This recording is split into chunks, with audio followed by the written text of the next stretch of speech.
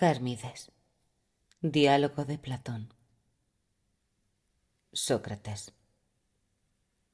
Había vuelto yo, en la tarde anterior de Potidea, del campamento y me alegraba, después de tanto tiempo, de volver a las distracciones que solía.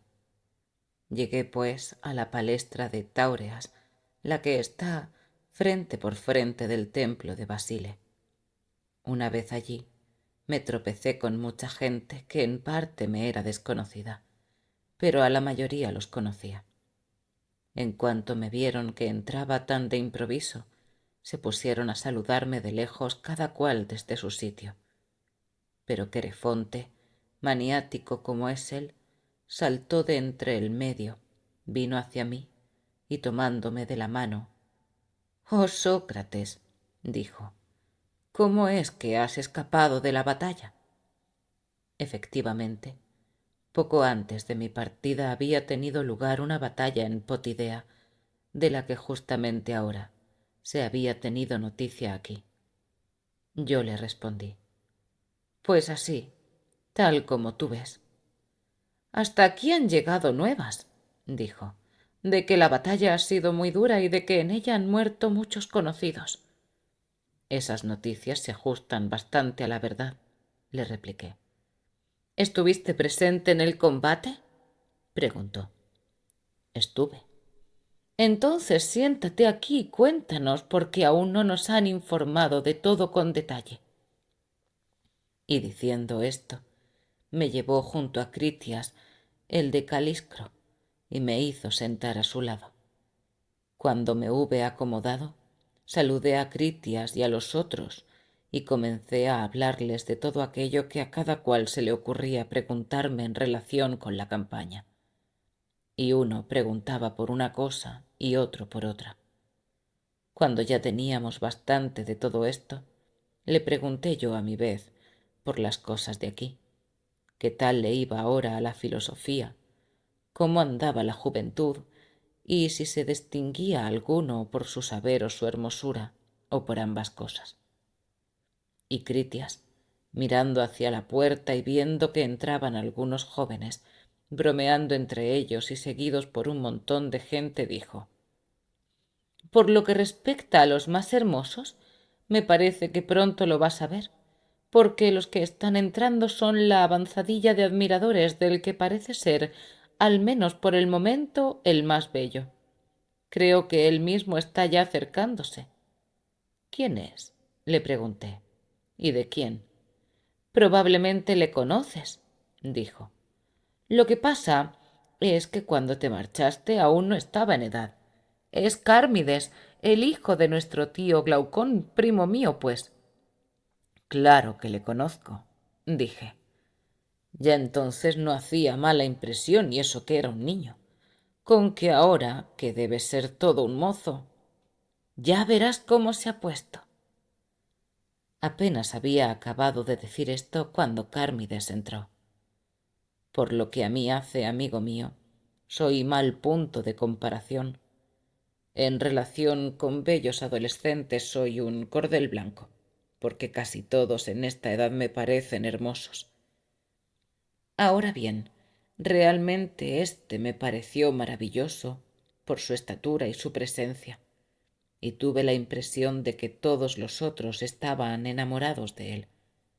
Tan atónitos y confusos se hallaban cuando entró. Otros muchos admiradores le seguían. Estos sentimientos entre hombres maduros como nosotros eran menos extraños y, sin embargo, entre los jóvenes me di cuenta de que ninguno de ellos, por muy pequeño que fuera, miraba a otra parte que a él, y como si fuera la imagen de un dios. Y Querofonte, llamándome, me decía: «¿Qué te parece el muchacho? Sócrates no tiene un rostro hermoso». «Extraordinario», le contesté. «Por cierto que si quisiera desnudarse ya no te parecería hermoso de rostro, tan perfecta y bella es su figura». Todos los otros estuvieron de acuerdo con Querefonte. «Por Heracles», dije, «qué persona tan irresistible me describís, sobre todo si se le añade todavía una pequeñez». ¿Cuál? Dijo Critias. Si su alma es de buena naturaleza, cosa por otra parte que hay que suponer ya que proviene de vuestra casa. Cierto que lo es bello por fuera y por dentro. ¿Por qué, pues, no le desnudamos de algún modo por dentro y lo examinamos antes que a su figura? Porque a su edad seguro que le gustará dialogar. Claro que sí, dijo Critias, ya que es algo así como filósofo y además, según opinión de otros y suya propia, sabe de poesía. Todo esto, dije yo, amigo Critias, son dones que de lejos os vienen, de vuestro parentesco de Solón. Pero ¿por qué no llamas ya al mozo y me lo presentas? Pues ni en el caso de que fuera todavía más joven le daría apuro conversar con vosotros, al menos delante de ti que eres al mismo tiempo tutor y primo suyo. Tienes toda la razón, afirmó. Llamémosle, pues. Y dirigiéndose al punto hacia el acompañante. Muchacho, dijo, llama a Cármides diciéndole que quiero presentarle a un médico por la dolencia esa que hace poco me decía que le aquejaba. Y volviéndose hacia mí, dijo Critias, no hace mucho me dijo que por las mañanas al levantarse le pesaba la cabeza. ¿Qué te impide hacer ver ante él que sabes de un remedio para su enfermedad? Nada, le dije, solo que venga. Ahora vendrá, dijo. Y así ocurrió. Cármides se aproximó y fue motivo de regocijo, pues cada uno de nosotros, de los que estábamos sentados cediendo el sitio, empujaba presuroso al vecino para que él, Cármides, se sentase a su vera. Y al final, de los que estaban en los extremos, el uno tuvo que levantarse y al otro le hicimos caer de costado. Entretanto él, en llegando, se vino a sentar entre Critias y yo. Entonces ocurrió, querido amigo, que me encontré como sin salida, tambaleándose mi antiguo aplomo, ese aplomo que en otra ocasión me habría llevado a hacerle hablar fácilmente. Pero después de que, habiendo dicho Critias que yo entendía de remedios, me miró con ojos que no sé qué querían decir y se lanzaba ya a preguntarme, y todos los que estaban en la palestra nos cerraban en círculo, entonces, noble amigo, intuí lo que había dentro del manto y me sentí arder, y estaba como fuera de mí y pensé que Cidias o sabía mucho en cosas de amor, cuando refiriéndose a un joven hermoso aconseja a otro que si un cervatillo llega frente a un león, ha de cuidar de no ser hecho pedazos, como si fuera yo mismo el que estuvo en las garras de esa fiera cuando me preguntó si sabía el remedio para la cabeza. A duras penas le pude responder que lo sabía. ¿De qué remedio se trata? Dijo él. Y yo le contesté que el remedio era una especie de hierba a la que se añadía un cierto ensalmo que, si en verdad alguno lo conjuraba cuando hacía uso de ella, lo ponía completamente sano, pero que sin este ensalmo en nada aprovechaba la hierba. Y él, haré, pues, dijo, una copia del ensalmo que tú me digas. A lo que yo repuse, ¿cómo lo harás? ¿Persuadiéndome a ello o sin necesidad de persuadirme? Y entonces él, riéndose, persuadiéndote, Sócrates, me dijo. De acuerdo, dije. ¿Y de mi nombre cómo es que estás enterado? Si no lo supiera, ofendería, dijo, porque no es poco lo que de ti se habla entre los de nuestra edad, y yo mismo me acuerdo de cuando niño que tú andabas ya con Critias, aquí presente. Sí que estás en lo cierto, le dije yo. Hablaré, pues, más abiertamente acerca del ensalmo y de cómo es. Precisamente le estaba dando vueltas a la manera como yo podía mostrarte su virtud, porque es uno de tal clase que no sólo tiene la virtud de sanar la cabeza, sino que pasa con él lo que seguramente has oído de los buenos médicos cuando se les acerca a alguien que padece de los ojos, que dicen algo así, como que no es posible ponerse a curar sólo los ojos, sino que sería necesario a la par cuidarse de la cabeza, si se quiere que vaya bien lo de los ojos, y a su vez creer que se llegue a curar jamás la cabeza en sí misma sin todo el cuerpo es una soberana insensatez. Partiendo pues de este principio y aplicando determinadas dietas al cuerpo entero, intentan tratar y sanar con el todo a la parte. ¿O no te habías enterado de que eso es lo que dicen y que así es? Claro que sí, respondió. ¿Y te parece que dicen bien y das por buenas sus razones? Sin duda alguna, dijo.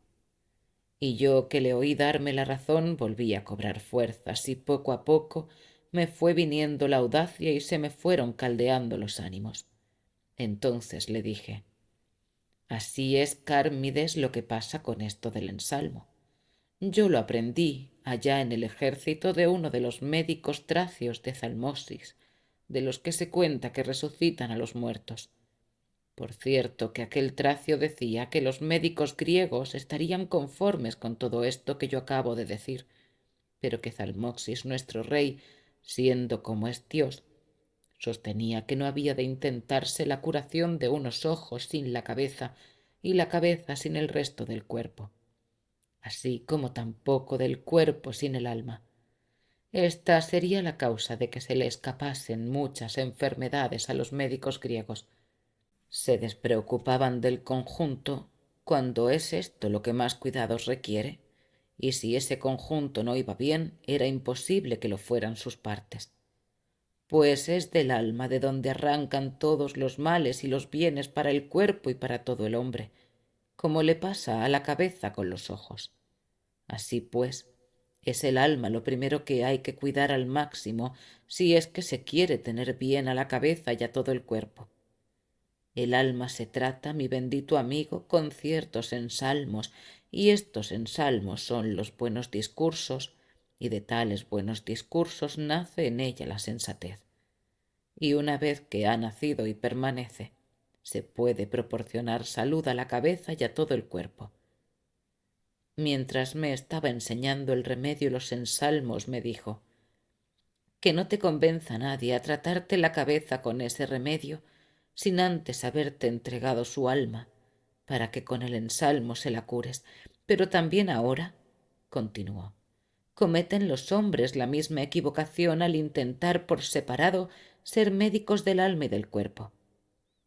A mí me encomendó muy encarecidamente que nadie, por muy rico, noble o hermoso que fuera, me convenciera de hacerlo de otro modo. Así pues, yo, porque se lo juré y estoy obligado a obedecerle, le obedeceré. Y si quieres que, de acuerdo con las prescripciones del extranjero, veamos primero de conjurar tu alma con los ensalmos del tracio, remediaré también tu cabeza. Pero si no, no sabría qué hacer contigo, querido Cármides.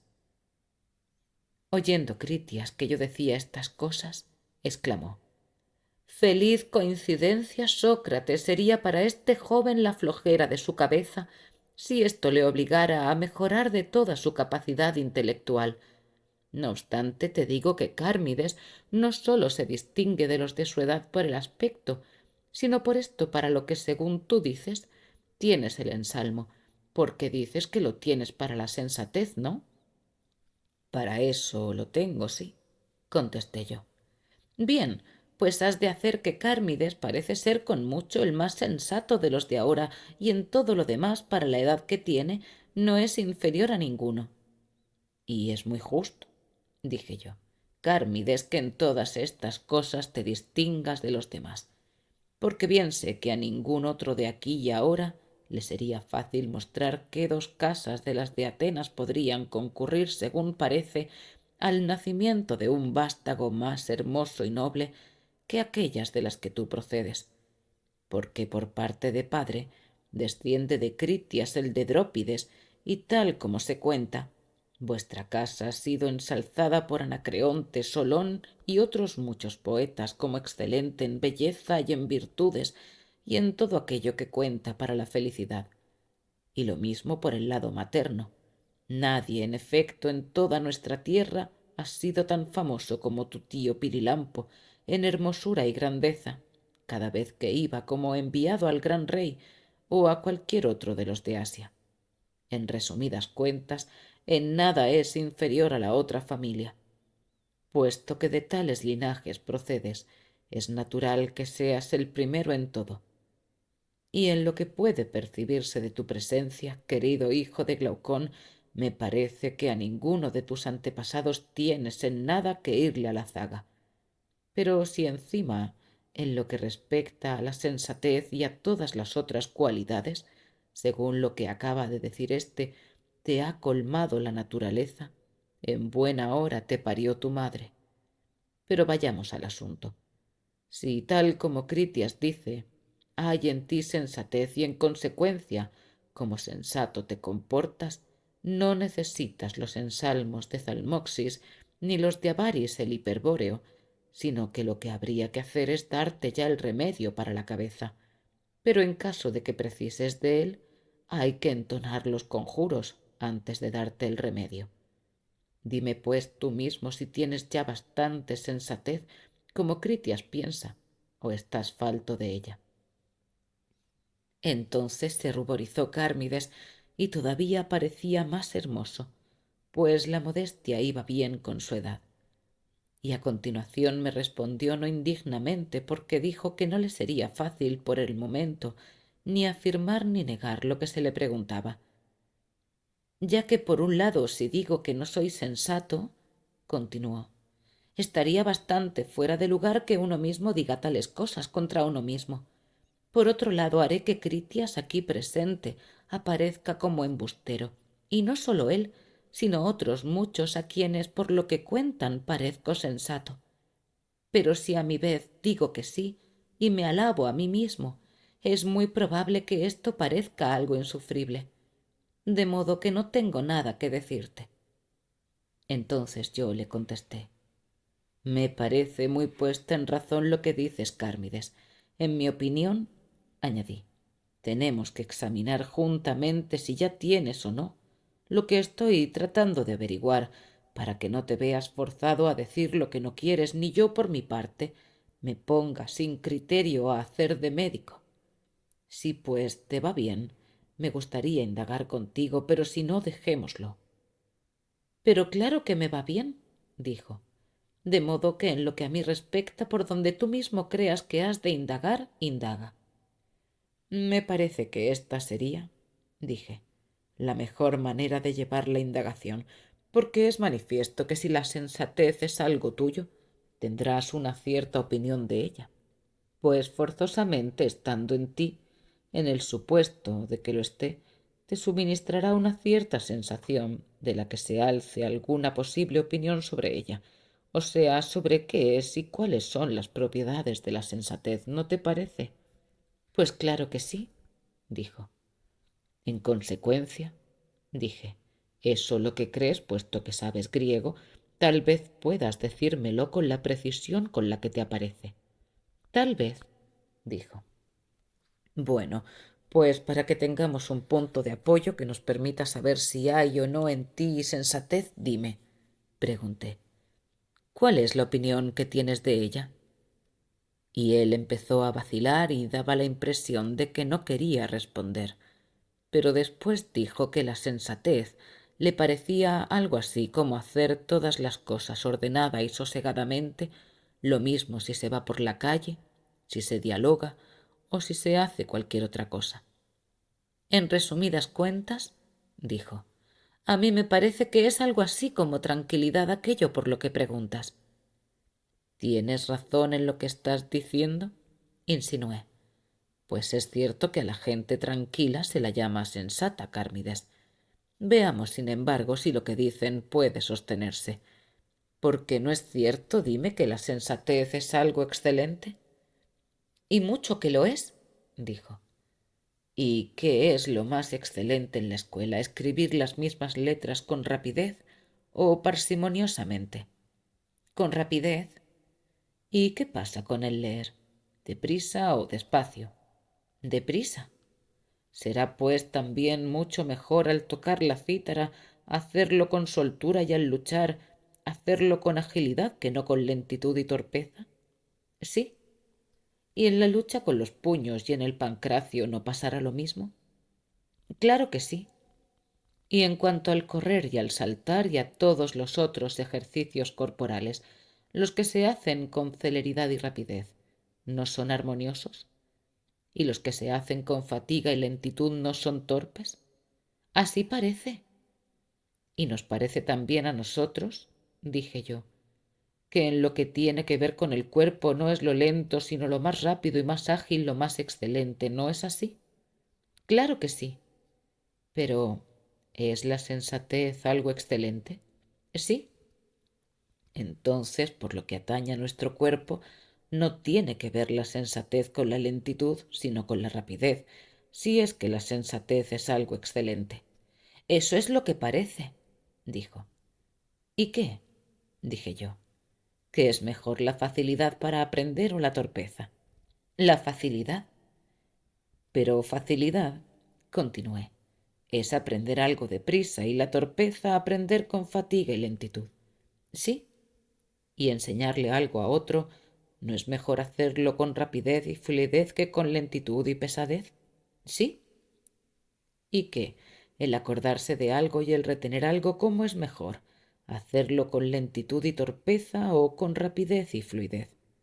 Con rapidez y fluidez. ¿Y la agudeza? ¿No es algo así como agilidad de espíritu y no pesadez? ¿Verdad que sí? Así pues, entender lo que se dice en la escuela o en la clase de cítara o en cualquier otra parte, ¿no es mejor hacerlo de la manera más rápida posible que con lentitud? Sí. Y también en las inquisiciones del entendimiento y en las deliberaciones, no es, según creo, el más lento y el que a duras penas se decide y es tardo en sus pesquisas el que merece alabanza, sino aquel que con más facilidad y ligereza lo hace. Así son las cosas, dijo. ¿No es verdad, pues, Cármides? Continué, que de todas estas cosas, tanto en lo que tienen que ver con el cuerpo como con el alma, parece que son mejores las que se hacen rápida y resueltamente que las que se hacen torpe y calmosamente? Es muy probable. En consecuencia, la sensatez no va a ser algo así como el reposo, ni reposada la vida sensata, por lo que venimos diciendo, ya que tiene que ser algo hermoso e intenso la sensatez, porque o bien en ningún caso o en alguno muy excepcional se nos presentaron en la vida las acciones reposadas como más excelentes que las rápidas e intensas. Pero si entonces, amigo, y en todo caso, no son las acciones reposadas menos valiosas que las rápidas y vehementes, no tendría por qué ser la sensatez algo más bien sereno que rápido y vehemente, ni el andar, ni en el hablar, ni en cualquier otra cosa. Además, ¿no sería la vida tranquila más sensata que la intranquila? Pues hemos partido en nuestras reflexiones del hecho de que la sensatez pertenece a las cosas más preciadas, pero tan preciadas se nos han presentado las rápidas como las reposadas. Creo que estás en lo cierto, Sócrates, me dijo. Pero otra vez, por cierto, Cármides, dije yo, fijándote mejor todavía, mirándote a ti mismo y dándote cuenta de qué cualidades te hace poseer la sensatez cuanto está en ti y qué es lo que de ella las provoca, y concretando todo esto, dime, llana y decididamente, qué es lo que te parece que es. Y él, concentrándose y reflexionando muy intensamente, me parece en verdad, dijo, que la sensatez hace tímido y pudoroso al hombre, de modo que es algo así como el pudor la sensatez. Y bien, dije yo, ¿no estabas afirmando hace un momento que la sensatez era excelente? Sí que lo afirmaba. Por consiguiente, los hombres sensatos son también buenos. Sí. Así pues, ¿sería bueno aquello que no hace buenos hombres? Seguro que no. Luego no es sólo excelente la sensatez, sino que además es buena. A mí al menos me lo parece. Entonces, ¿qué pasa? Dije yo. ¿Es que no crees que Homero está en lo cierto cuando dice no es buena la compañía del pudor para el hombre indigente? Sí que lo creo. Luego, al parecer, ¿es el pudor algo bueno y no bueno? Parece que sí.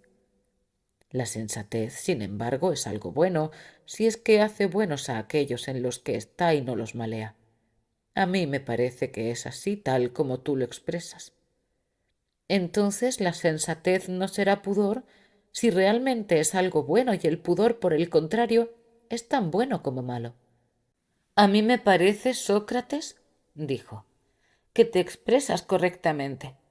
Pero fíjate en esto, a ver qué opinas en relación con nuestro tema. Es que me acabo de acordar, cosa que alguna vez oí a alguien que lo decía, de que bien podría ser la sensatez algo así como ocuparse de lo suyo. Mira, pues, si te parece que anduvo en lo cierto el que esto dijo. Ah, bandido, exclamé. Eso lo has oído tú de Critias o de alguno de estos sabios. Tiene que ser de otro, dijo Critias, porque lo que es de mí no. Pero ¿qué importa, Sócrates? Dijo Cármides. ¿De quién lo he oído? Nada, dije yo, porque no es esto lo que estamos buscando, el quién lo dijo, sino si estaba o no en lo cierto. Ahora sí que estás hablando con propiedad, dijo. Pues enhorabuena, pero si con todo llegamos a descubrir por dónde hay que agarrar todo esto, no saldría de mi asombro porque parece un acertijo. ¿Y eso por qué? Pues porque en manera alguna, dije yo. Tal como suenan las palabras, así las pensó quien definió la sensatez como ocuparse de lo suyo. ¿O crees tú que nada hace el maestro cuando escribe o lee? Sí que hace, pienso yo, dijo. ¿Te parece que sólo escribe y lee el maestro su propio nombre y así os lo enseña también a vosotros los jóvenes? ¿O no habéis escrito de la misma manera los nombres de vuestros enemigos que vuestros propios nombres y los de vuestros amigos? Por supuesto que de la misma manera. ¿O es que estabais metiéndoos donde no os llaman y cometiendo con ello insensateces? En absoluto. El caso es, pues, que no os ocupáis de vuestras propias cosas, si es que el escribir y leer es un ocuparse. Seguro que lo es.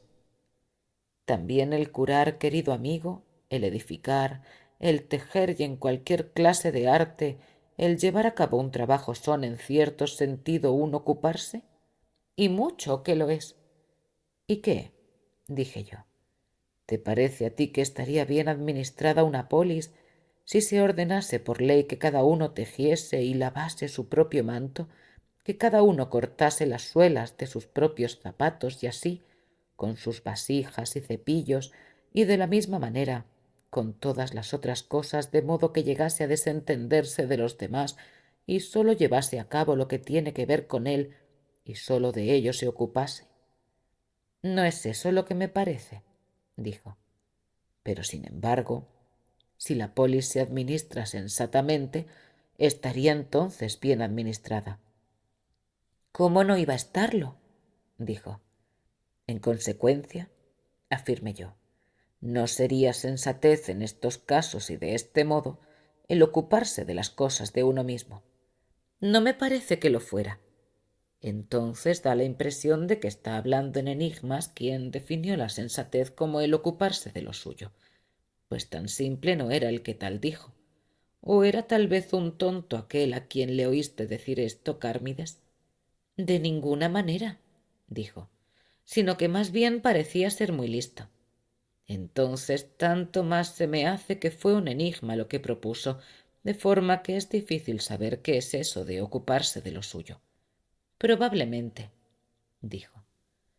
¿Qué es lo que sería, pues, eso de ocuparse de lo suyo?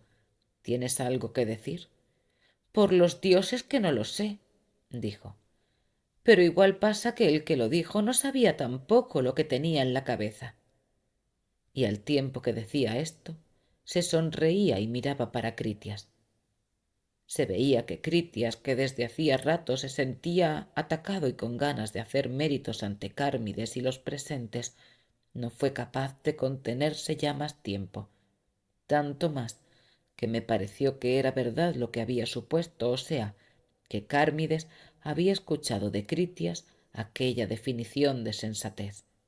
Así pues, queriendo Cármides no ser él, sino Cribas, quien tuviera que dar cuenta de la definición, Le animaba haciéndole ver como que hubiera sido refutado. Critias apenas si podía ya contenerse y me parecía que estaba empezando a enfadarse con Cármides como un autor con el artista que representa mal sus obras, de modo que mirándole fijamente le dijo: ¿Quieres decir, Cármides, que si tú mismo no sabes qué tenía en la cabeza quien definió la sensatez como ocuparse de lo suyo, el que tal definió tampoco lo sabía? Pero mi buen Critias, tercié yo, que no lo sepa Cármides a sus años no es raro. Tú, por el contrario, bien que lo sabrás por tu edad y tu cultura. Si pues estás de acuerdo en que la sensatez sea lo que éste dice y aceptas su discurso, con mucho mayor placer examinaré yo mismo contigo si es o no verdad lo que se ha dicho. Claro que estoy muy de acuerdo, dijo, y acepto la discusión. Pues muy bien que haces, dije a mi vez. Y ahora dime, ¿estás también de acuerdo en lo que andaba preguntando antes sobre si todos los artesanos hacen algo? Yo sí. Y en tu opinión, ¿hacen solo las cosas de ellos mismos o también las de otros?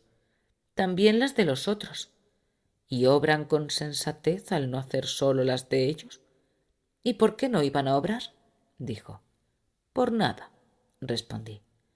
Pero fíjate, no vaya a atascarse aquel que, partiendo de que la sensatez es ocuparse de lo suyo, va luego y dice que no hay nada en contra de que también sean sensatos los que se ocupan de las cosas de los demás.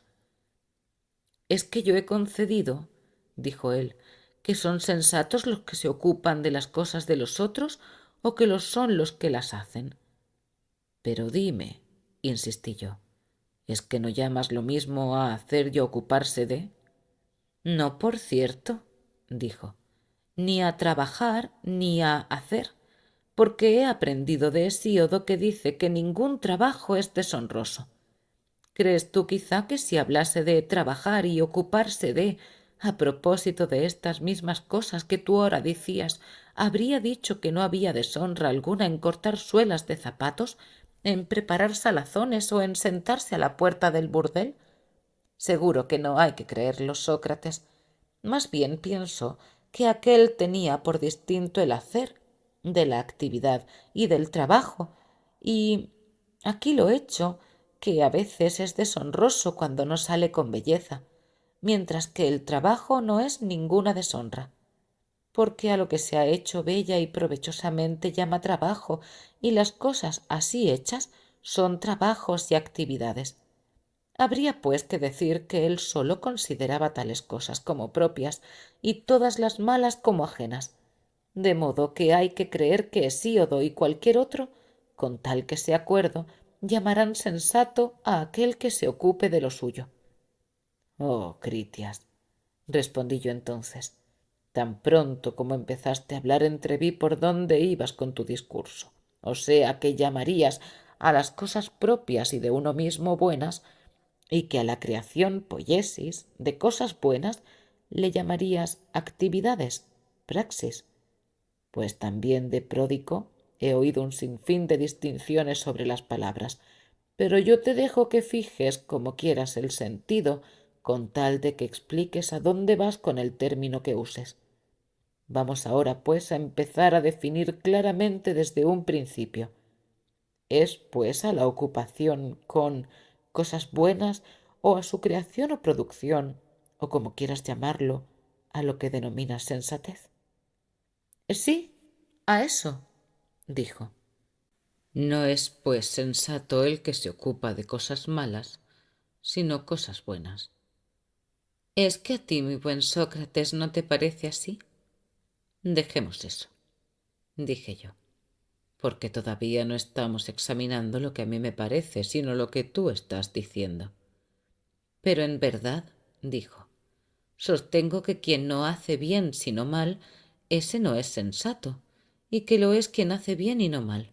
Te defino, pues, claramente la sensatez como el ocuparse con buenas obras.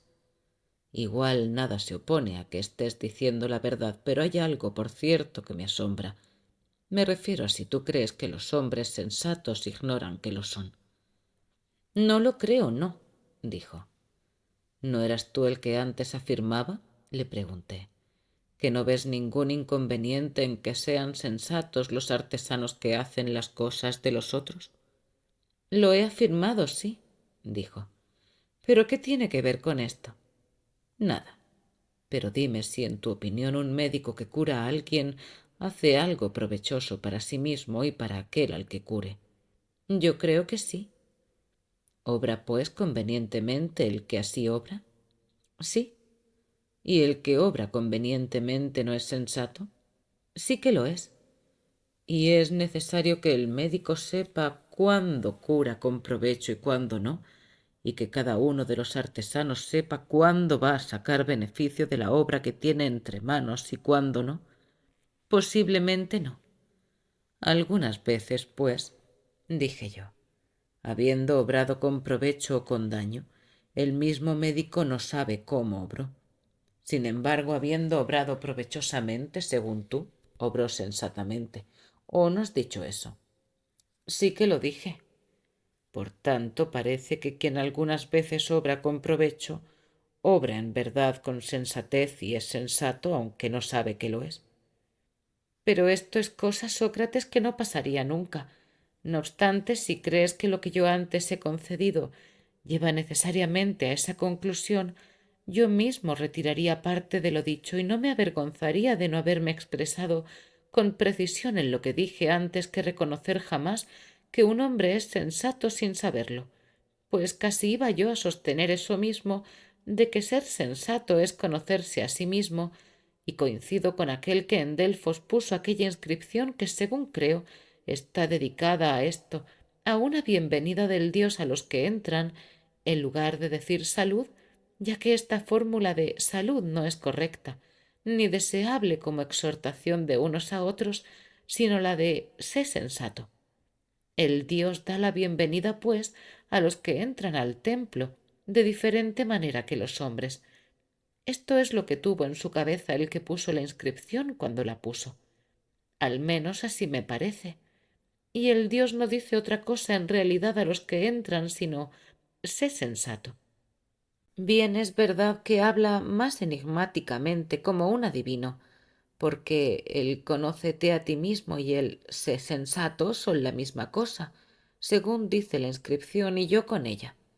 Pero fácilmente podría pensar alguno que son distintas, cosa que me parece que les ha pasado a los que después han hecho inscripciones como por ejemplo la de nada demasiado y el que se fía se arruina. También ellos tomaron el conócete a ti mismo por un consejo, y no por una salutación del dios a los que entraban. Así pues, para no ser menos en eso de dar consejos útiles, han grabado estas inscripciones y las han puesto ante nosotros. ¿Por qué, Sócrates, estoy diciendo todo esto? Es por lo siguiente. Olvidémonos de todo lo que antecede, porque creo que es indiferente el que haya sido yo o hayas sido tú quien ha dicho algo justo. Lo cierto es que no ha sido mucha la claridad de lo que decíamos.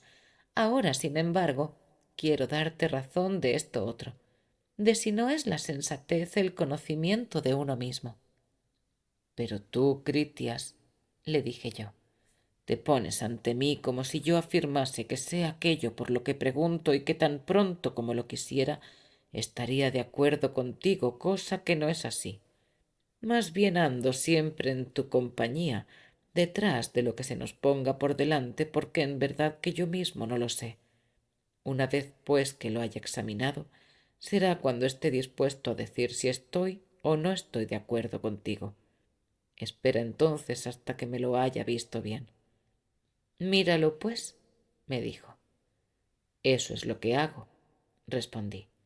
Por consiguiente, si la sensatez es algo así como conocer, es claro que sería un saber y un saber de algo, ¿o no? Eso es lo que afirmo, y además de uno mismo. ¿Y no es la medicina, le dije, un saber de la salud? Sí que lo es. Pues bien, le dije, si tú me preguntases, siendo la medicina un saber de la salud, ¿en qué consiste su utilidad para nosotros y qué es lo que produce? Te respondería que algo de no poca monta. la salud, y me concederás que esta es una excelente producción. Te lo concedo. Y si además me preguntases por la arquitectura, que es algo así como saber edificar, y qué efecto es el que tiene, te diría que su efecto son los edificios, y así de las otras técnicas. En consecuencia, para la sensatez en cuanto que es, según tú, una cierta ciencia o saber de uno mismo, tendrás algo que decir al que te pregunta: la sensatez, oh Critias, siendo como es una ciencia o un saber de sí mismo, ¿qué obra excelente lleva a cabo que sea digna de tal nombre? Venga, dime. Pero Sócrates, respondió, tú no estás buscando correctamente, porque no es este saber por su misma naturaleza igual a los otros saberes, lo mismo que no lo son los otros entre sí. Y tú estás haciendo una investigación como si fueran semejantes. Dime, pues, añadió, del arte del cálculo, de la geometría, ¿cuál es su obra? ¿Cómo la casa lo es de la arquitectura y el manto del arte de tejer, u otras obras semejantes que se podrían mostrar de otras muchas artes? ¿Me puedes enseñar tú para esas dos artes un producto tal? Pero no, no vas a poder. Dices, ¿verdad? Le respondí. Pero voy a mostrarte de qué es saber cada uno de estos saberes, que, por cierto, resultan ser algo distintos de sí mismos. Así, por ejemplo, el arte del cálculo lo es de los números pares e impares, y de la relación cuantitativa que se establece entre ellos mismos y entre los otros. ¿O no es así? Sí que lo es, dijo. ¿Y no son los pares y los impares algo distinto del mismo arte del cálculo? ¿Cómo no?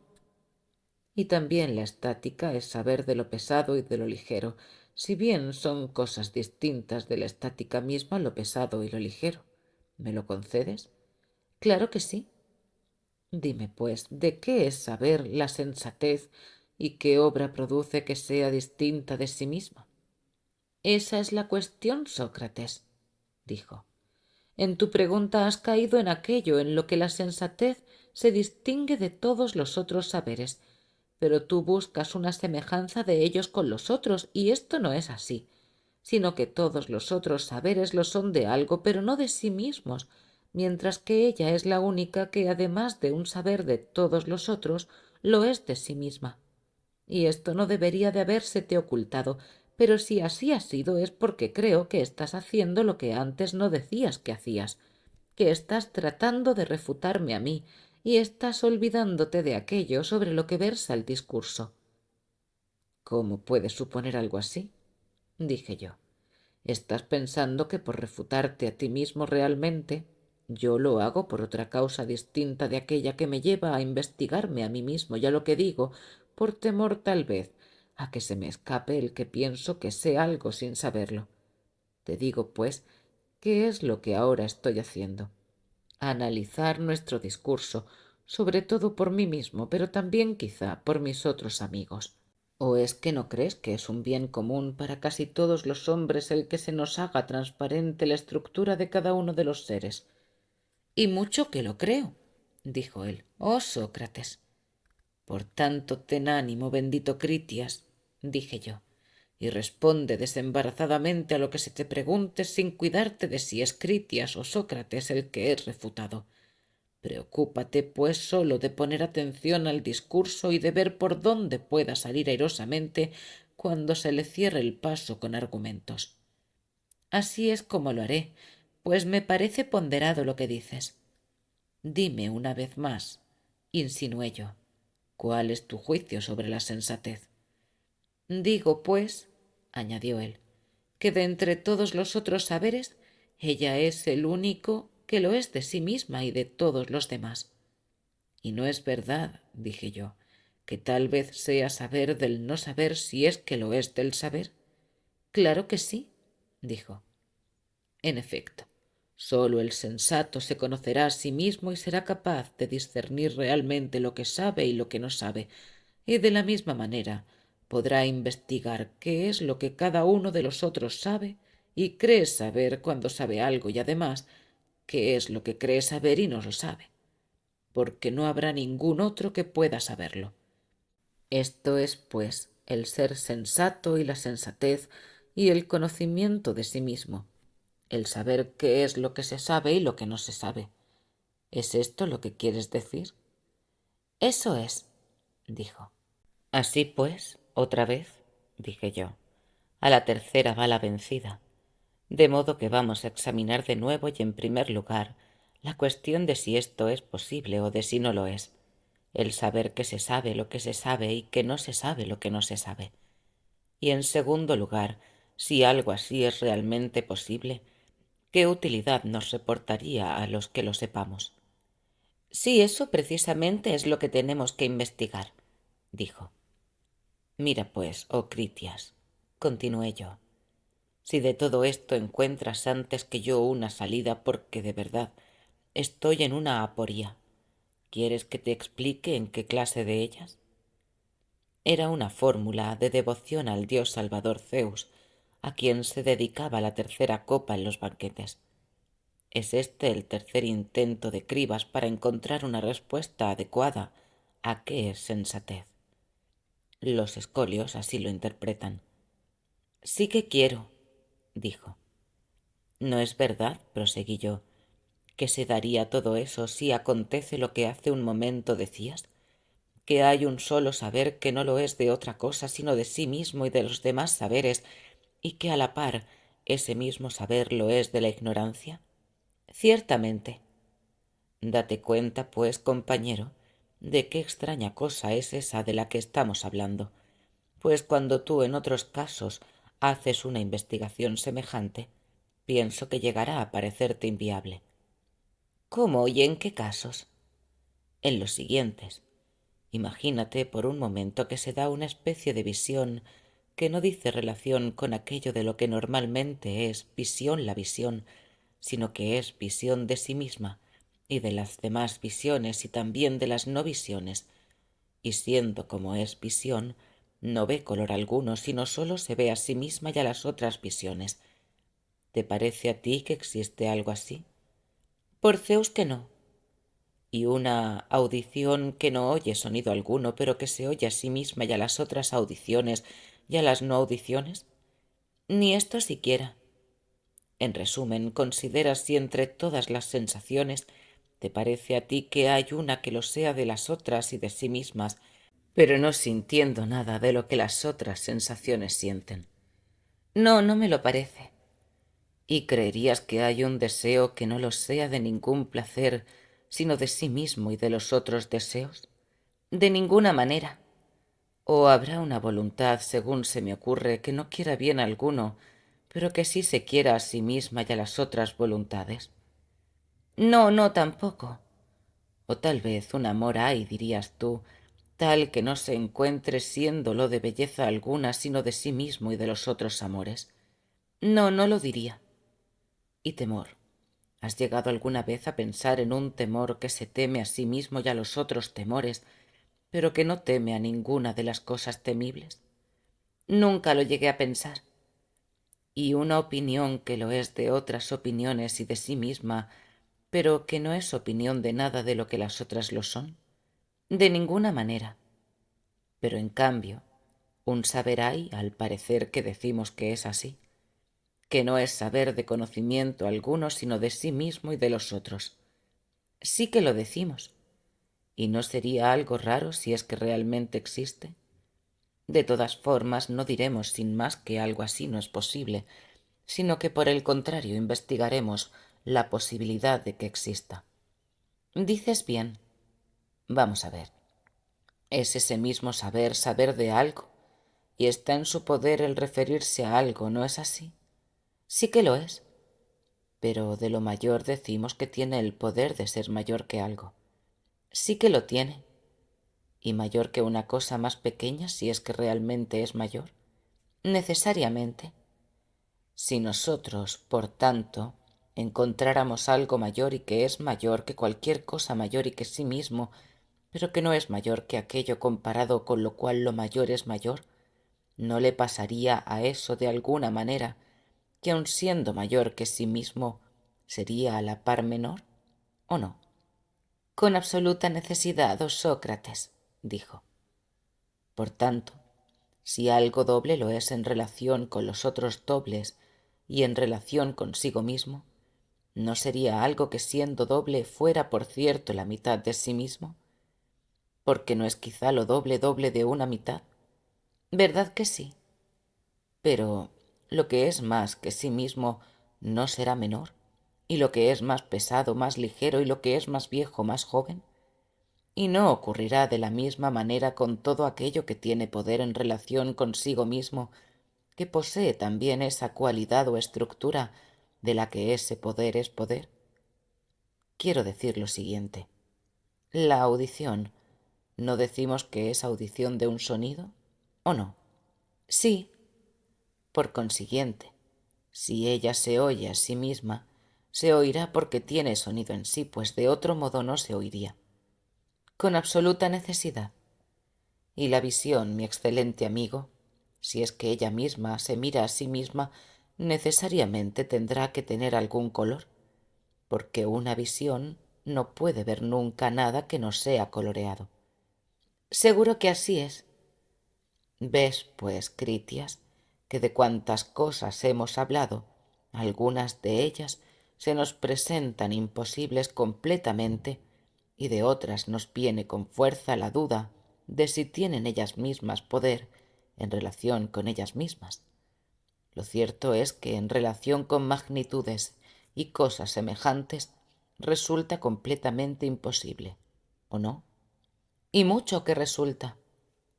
La audición, sin embargo, y la visión, y aun el movimiento que se mueve a sí mismo y el calor que se calienta, y otros casos semejantes, ofrecerían tal vez una cierta duda a algunos, pero a otros no.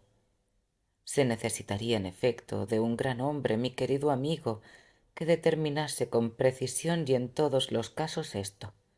Si no hay nada que por naturaleza tenga el poder de referirse a sí mismo, pero sí a otro, o bien a algunas cosas sí y a otras no.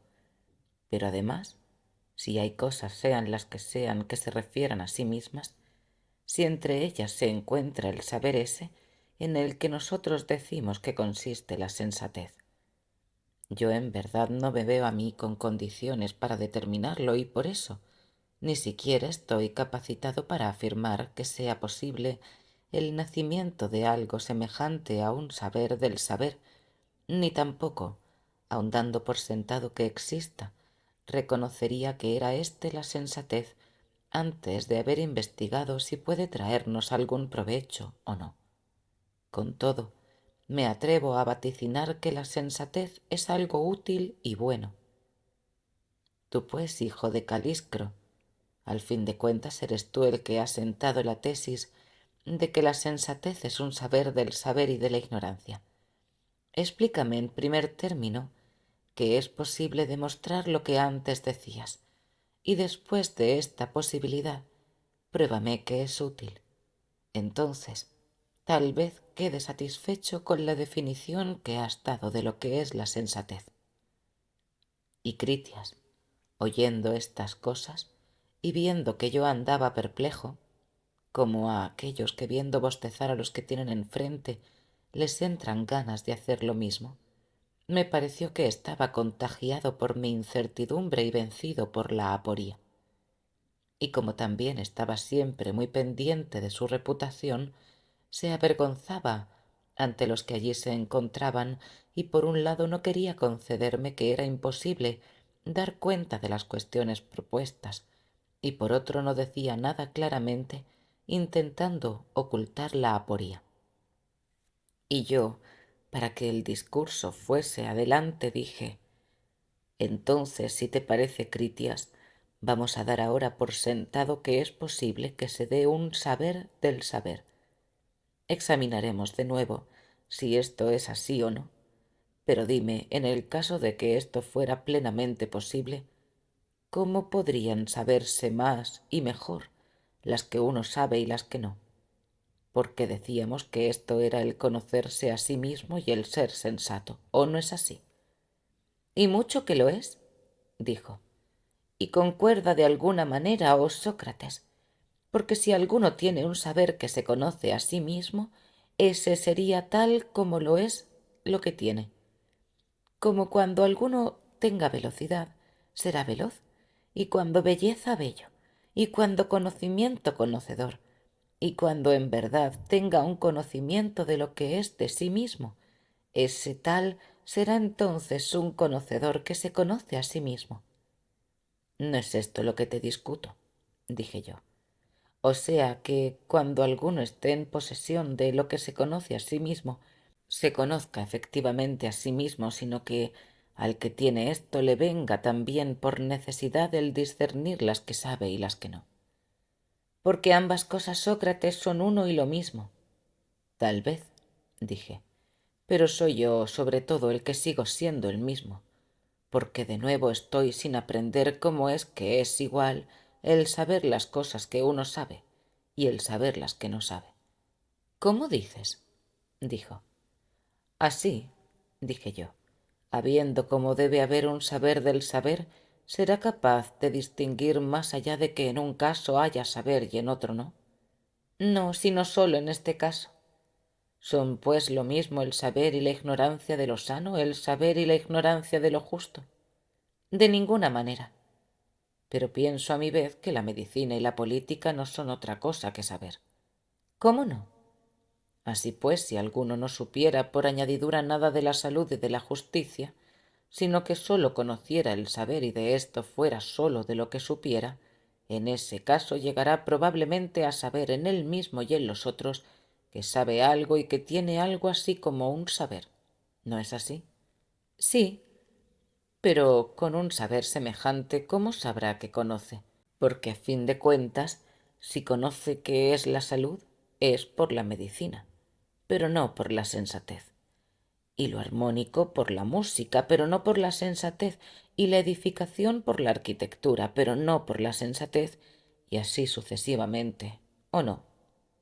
Parece que sí, pero con la sensatez, si es sólo un saber del saber, ¿cómo sabrá que conoce la salud o que conoce la arquitectura?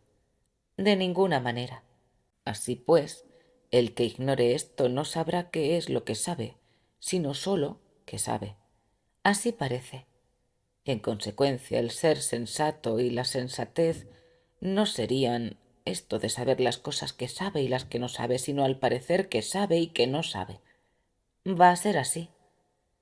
Ni pues de otro me dice que algo sabe, será este hombre capaz de indagar si sabe lo que dice saber o si no lo sabe, sino que tan sólo sabrá, al parecer que tiene un saber, pero la sensatez no le hará saber de qué cosa. No parece. En consecuencia, no será capaz de distinguir a aquel que pretende pasar por médico de quien lo es realmente, ni a ningún otro que tiene conocimiento de quien no lo tiene. Pero partamos de lo siguiente. Si un hombre sensato o cualquier otro quiere distinguir al que es de verdad médico del que no lo es, ¿no es verdad que procederá así? Sin duda que no hablará con él sobre medicina, pues según decimos el médico no entiende de otra cosa que de la salud y de la enfermedad. ¿No es así? Sí, así es. Sobre el saber no sabe nada, pues esto se lo hemos dejado solo a la sensatez. Sí, y sobre la medicina tampoco sabe nada el médico, ya que la medicina resulta que es un saber. Es verdad. Que el médico posee algún saber lo conocerá el sensato, pero obligado a intentar descubrir qué es, no preguntará por sus contenidos. ¿O es que cada saber no está demarcado no como simple saber, sino como tal saber, o sea, por su relación con algo concreto? Sí que está demarcado, y la medicina se demarca de otros saberes por ser un saber de la salud y de la enfermedad. Sí, así pues, el que quiera examinar la medicina es necesario que lo haga en esos dominios en los que ella se mueve, y no, por cierto, en los que caen fuera de ella y en los que no está. Claro que no. Es, pues, en los dominios de la salud y de la enfermedad en los que examinará al médico en cuanto experto en medicina el que quiera proceder correctamente. Así parece. Por tanto, en los dominios de los dichos y de los hechos habrá que investigar si lo que se dice con verdad y si lo que se hace rectamente. Necesariamente. ¿Es que sin la medicina podría alguien hacerse cargo de alguno de estos asuntos? Sin duda que no. Ni ningún otro excepto el médico podría hacerlo, ni siquiera el sensato. De lo contrario estaría en posesión no sólo de la sensatez, sino encima de la medicina. Así es. Mucho más aún, si la sensatez es saber del saber y de la ignorancia, no será capaz de distinguir al médico que entiende algo de su arte del que no entiende, pero que se las da de que entiende o se lo cree, ni a ningún otro de los que son expertos en algo, sea de lo que sea, excepto, claro está, a sus propios colegas en la materia, como pasa con los otros artesanos. Parece que sí, dijo. ¿Qué utilidad, pues? Dije yo. ¿Obtendríamos Critias de la sensatez siendo como es? Porque si en verdad, cosa que desde el principio habíamos supuesto, supiera el sensato las cosas que sabe y las que no sabe, las unas porque las sabe y las otras porque no las sabe, y fuera también capaz de averiguar esto en otra persona que se encontrase en la misma situación, entonces, a mi juicio, sí que podríamos sacar un gran provecho con ser sensatos. Pasaríamos la vida sin equivocaciones nosotros mismos, porque poseíamos la sensatez, y también todos aquellos que estuviesen bajo nuestro gobierno. Nosotros mismos no pondríamos mano en nada que no supiéramos, sino que encontrando a los que entienden se lo entregaríamos. También a nuestros subordinados les permitiríamos hacer aquello que pudieran hacer bien cuando lo hicieran. Esto acaso sería aquello de lo que poseen conocimiento, y así una casa administrada por la sensatez sería una casa bien administrada, y una ciudad bien gobernada y todo lo otro sobre lo que la sensatez imperase. Desechado, pues, el error imperando la rectitud, los que se encontrasen en tal situación tendrían que obrar bien y honrosamente y en consecuencia ser felices. ¿No hemos hecho, Critias, un discurso así sobre la sensatez? Dije yo, cuando queríamos describir qué gran bien era el saber lo que uno sabe y lo que no sabe. Sin duda que lo hemos hecho, dijo. Pero ahora ves, dije yo, que en ningún lugar hemos llegado a encontrar un saber que se encontrase en tales condiciones. Ya lo veo. ¿Acaso, dije yo, la sensatez que acabamos de descubrir y que es experta en el saber y en la ignorancia, no tiene de bueno que quien la posee aprende más fácilmente todo lo que por lo demás quiere aprender y que todo le aparece más claro, porque al lado de todo aquello que aprende ve por añadidura el saber mismo? Y no juzgará a todos los otros más exactamente en aquello que él mismo haya aprendido, mientras que querer juzgar sin ese aprendizaje a otros será hacerlo más floja y malamente. Así pues, mi querido amigo, ¿no será algo de este estilo el provecho que se saca de la sensatez? Y lo que pasa es que nosotros tenemos la mirada puesta en algo mayor y buscamos algo mayor de lo que en realidad es. Tal vez, dijo él, es eso lo que pasa. Tal vez, dije yo, tal vez hemos estado buscando una cosa inútil. Se me ocurre esto, porque hay un par de cosas que me parecen sin sentido en la sensatez, si es que es así como decimos. Vamos pues a ver si podemos ponernos de acuerdo en que es posible que se dé un saber del saber, y en que aquello que desde un principio hemos propuesto como sensatez, o sea, el saber lo que se sabe y lo que no se sabe, no lo dejemos de lado, sino que lo aceptemos. Y aceptando todo esto, examinemos mejor si así delimitada nos será útil en algo. Porque lo que decíamos antes de que la sensatez sería un bien inmenso como guía de la administración de la casa y de la ciudad, no me parece, Critias, que lo hemos conjugado acertadamente. ¿Cómo es que no? Dijo él. Porque, le dije, hemos admitido demasiado fácilmente que sería un grado bien para los hombres si cada uno de nosotros nos ocupáramos de aquellas cosas que sabemos, y las que no sabemos las dejaremos para los que las saben. ¿Es que no estuvo bien el ponernos de acuerdo en esto? Dijo. No me lo parece, le dije. Verdaderamente, Sócrates, que son muy extrañas tus palabras, dijo. Por el perro. contesté yo.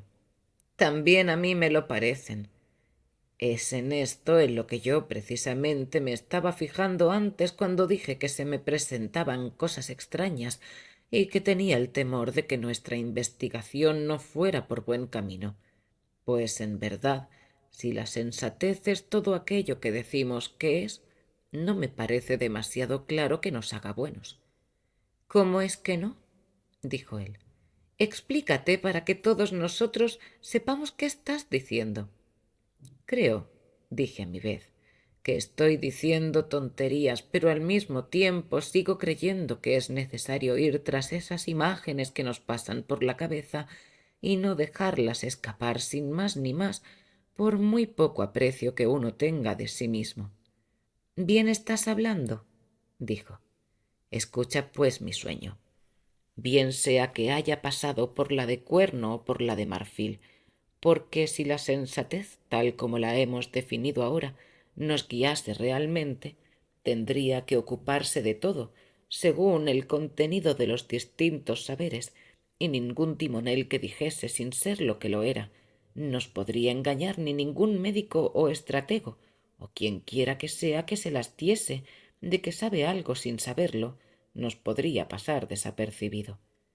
Siendo así las cosas, ¿qué nos podría pasar sino que precisamente los cuerpos serían más sanos que ahora, que escaparíamos mejor a los peligros del mar y de la guerra, y que todo nuestro mobiliario, vestimenta y calzado, y en definitiva todas nuestras cosas y en general todo absolutamente, estaría hecho más esmerada y artísticamente porque dispondríamos de auténticos artesanos? Si quieres, podemos ponernos de acuerdo en que el arte adivinatoria sea un saber de lo que tiene que pasar y en que la sensatez, sabiendo de ella, tenga a raya a los charlatanes y a los que sean verdaderamente adivinos, nos los presente como precursores del futuro. Convengo en que el género humano así preparado obraría y viviría más sabiamente, porque la sensatez no permitiría que bajo su vigilancia se colase como colaboradora nuestra la ignorancia. Sin embargo, que obrando así de sabiamente, obraríamos bien y seríamos más felices. Eso, querido Critias, es cosa que aún no podemos alcanzar. Pero en verdad, dijo él, no encontrarás fácilmente ningún otro fin para las buenas obras si desdeñas el del conocimiento. Me tienes que enseñar además, dije yo, una pequeñez. Hablas de conocimiento. ¿Te refieres al del corte de suelas? Por Zeus que no me refiero a eso. Entonces a trabajar el bronce. En modo alguno. Tal vez la lana, la madera o alguna cosa así. No, en absoluto. Por tanto, no nos quedamos con nuestra afirmación de que el ser feliz es vivir con conocimiento, pues los que así viven no estarían todos de acuerdo, según tú, en que son felices, sino que me parece que estás delimitando al feliz en el dominio del que vive con conocimiento de ciertas cosas concretas. A lo mejor estás hablando del que yo decía hace un momento, del que sabe las cosas del porvenir del adivino. ¿Es de este o de algún otro del que hablas? De este y de otro, dijo. ¿De cuál? Dije yo. ¿Acaso de aquel que además del porvenir sepa todo lo que ha pasado y lo que ahora está pasando y al que nada se le escapase? Porque pongamos por caso que un tal así exista, no me irías a decir que habría otro más conocedor que él. No te lo diría, no. Pero aún hay algo que deseo conocer. ¿Cuál de los saberes es el que le hace feliz, o son todos por igual?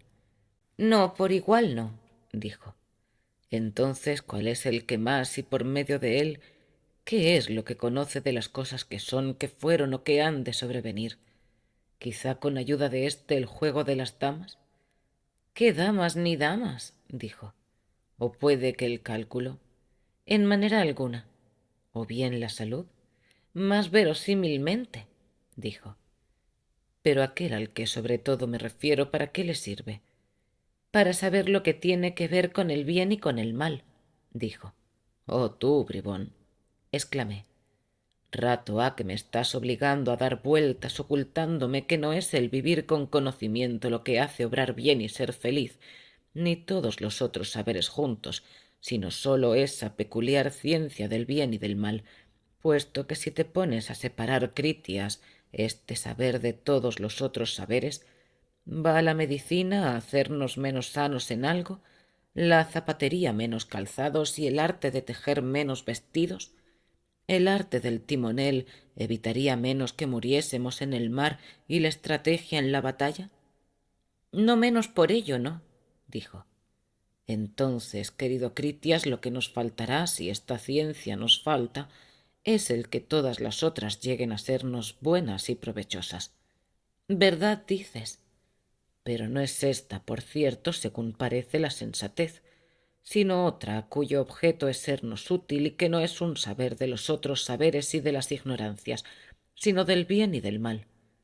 De modo que si este saber nos es provechoso, la sensatez tendrá que ser para nosotros algo distinto del provecho. Pero ¿cómo es que, dijo él, de nada nos serviría? Porque si la sensatez es con mucho el saber de los saberes y sabe de los otros, entonces también estaría por encima de este saber del bien y nos sería en consecuencia provechosa. ¿Pero es que sería ese saber el que nos haría sanos? Dije yo, y no la medicina, y así en todas las otras artes, y no lo que es propio de cada una de ellas. ¿O es que no estábamos desde hace tiempo de acuerdo en que era sólo saber de los saberes y de las ignorancias, pero de ningún otro? ¿No es así? Así parece. Luego, ¿no será originador de la salud? En modo alguno, porque la salud es propia de otro saber, ¿no? De otro. Ni nos dará provecho, camarada, porque este efecto se lo hemos atribuido ya a otro arte, ¿no es así? Y mucho que lo es. ¿Y cómo, pues, nos será de provecho la sensatez, no originando provecho alguno? Pues no se me ocurre cómo. Ves, pues, oh Critias, por qué yo desde hace un rato había comenzado a tener miedo y me estaba reprochando con razón a mí mismo que nada útil sacaríamos con lo de la sensatez, porque en ese caso lo que todos tienen por más apetecible no se habría presentado como inútil, al menos si yo fuera útil para una buena pesquisa. Ahora, en cambio, hemos sido derrotados en toda la línea y no podemos encontrar sobre qué cosa se apoyó el legislador que estableció este nombre de sensatez. Y el caso es que nos hemos puesto de acuerdo en muchas cosas que después no nos han coincidido en el discurso. Nos pusimos de acuerdo en que había un saber del saber, no permitiéndolo el discurso ni diciendo que lo hubiese, y nos pusimos de acuerdo en que con ayuda de esta ciencia podíamos conocer los efectos de todas las otras, cosa que tampoco permitió el discurso, a fin de que el sensato viniese a ser conocedor de las que sabe porque las sabe y de las que no sabe porque no las sabe. Todo esto, pues, lo hemos concedido con excesiva generosidad, sin darnos cuenta de lo imposible que era que las que uno no sabe de ninguna forma las sepa, sin embargo, de algún modo. Porque nuestro acuerdo viene a decir que se saben aquellas cosas que no se saben, aunque en mi opinión no había nada que nos pareciera más sin sentido que esto. Y sin embargo, siendo nuestra pesquisa tan de buenos modales y tan poco dura, no por ello ha podido encontrar mejor la verdad, sino que de tal manera ésta se ha reído de aquella, que lo que hemos llegado a alcanzar tras mucho tira y afloja, como característico de la sensatez, nos ha mostrado hasta el límite su total inutilidad. Por mí no me irrito mucho, dije yo, pero sí, Cármides, por ti, porque siendo tú como eres de aspecto y además tan sensato de ánimo, para nada te servirá esta sensatez, ni te aprovechará en algo el que esté presente en tu vida. Pero todavía me irrita más por el ensalmo aquel que aprendí del Tracio y que después de tanto esfuerzo descubro ahora como algo baladí. Con todo no creo que esto sea así, sino que lo que pasa es que yo he plantado mal mis pesquisas, puesto que la sensatez es un gran bien, y si la posees eres feliz. Mira, pues, si la tienes y no precisas del ensalmo, porque si la tienes, más bien yo te aconsejaría que me tomases por un tonto que no puede hacer caminar su discurso. En cuanto a ti mismo, cuanto más sensato seas, tanto más feliz considérate. Por Zeus, Sócrates, respondió entonces Cármides, que yo no sé si la tengo o no la tengo, porque cómo iba yo a saber lo que vosotros no habéis sido capaces de encontrar que pueda ser, al menos según tú dices. En verdad, pues, que no me convences mucho, y en cuanto a mí mismo, Sócrates, pienso que estoy muy necesitado del ensalmo. No hay, por mi parte, impedimento alguno para que me sometas a él cuantos días quieras, hasta que digas que tengo bastante. Bueno, pues en ese caso, dijo Critias, si haces eso, Cármides, me parecerá que es una señal de sensatez. O sea, si te sometes al ensalmo de Sócrates y no te apartas de él ni poco ni mucho. Cierto que lo seguiré, dijo, y no me desapegaré de él. Sería algo indigno que no me dejase persuadir por mi tutor y no hiciera lo que mandas. En verdad, dijo, que te lo mando. Así pues lo haré, dijo, y empezando desde hoy mismo. Vosotros, ¿qué andáis ahí tramando? Les dije yo. Nada, respondió Cármides, que ya lo hemos tramado. ¿Vas a obligarme? Dije yo, sin darme plazo de preparación. Sí que te obligo, dijo. Pues éste me manda a mí. Piensa tú a tu vez qué es lo que harás.